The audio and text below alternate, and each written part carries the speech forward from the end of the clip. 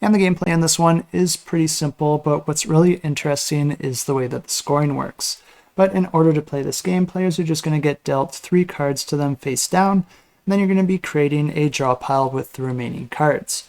But what's interesting here is that each of the rounds aren't going to have a fixed length or anything like that. Instead, any player can actually call the end of the round if they think they are the player with the most candies of a single type.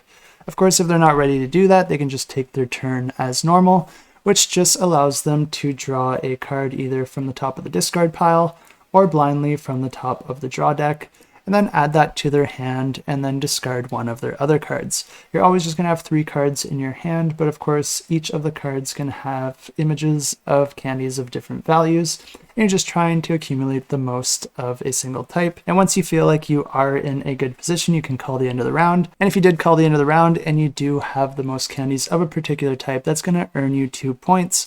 But if you were incorrect and someone else beat you, you're actually going to be losing points. But then also, no matter what, whoever has the lowest candies out of everyone is also going to be losing points that round as well. Each player does start the game with 16 points, but it is easier to lose your points rather than gain them. And if you do lose all your points, then you are eliminated from the game, and it's the player that is the last player standing that's going to win. And if this one sounds interesting to you or any of these other games that I mentioned, you can find a link to the campaign in the description below.